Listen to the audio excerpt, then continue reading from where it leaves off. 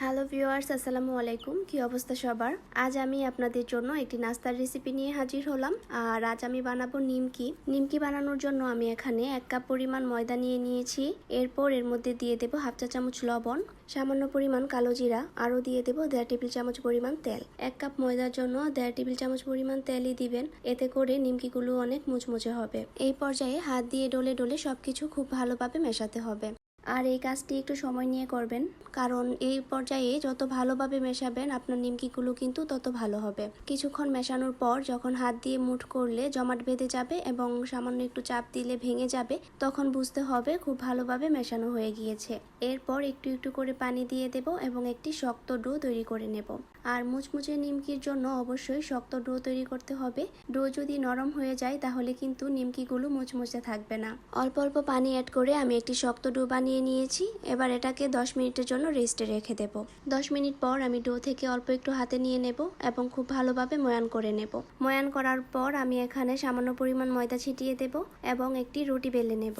রুটি বেলার সময় একটা জিনিস খেয়াল রাখবেন, রুটিটা যেন বেশি পাতলা না হয়ে যায় আবার ভারীও না হয়ে যায়। মিডিয়াম সাইজের একটি রুটি বেলে নেব।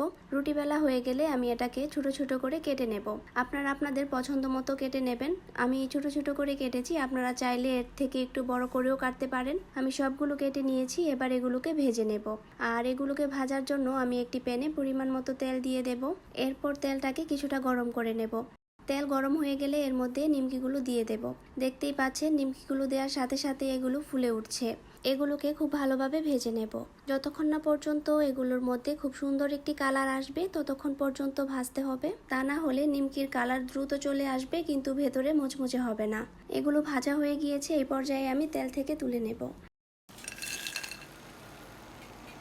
একইভাবে আমি মিডিয়াম আঁচে সবগুলো নিমকি ভেজে নেব। ভাজা হয়ে গেলে এই পর্যায়ে আমি তেল থেকে তুলে নেব। কালার দেখেই হয়তো বুঝতে পারছেন এগুলো কেমন হয়েছে।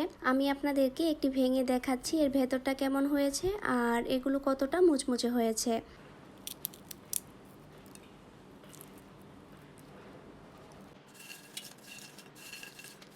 এই নিমকিগুলো কিন্তু গরম অবস্থায় যতটা মুচমুচে থাকে ঠান্ডা অবস্থায় আরও অনেক বেশি মুচমুচে হয়ে যায়।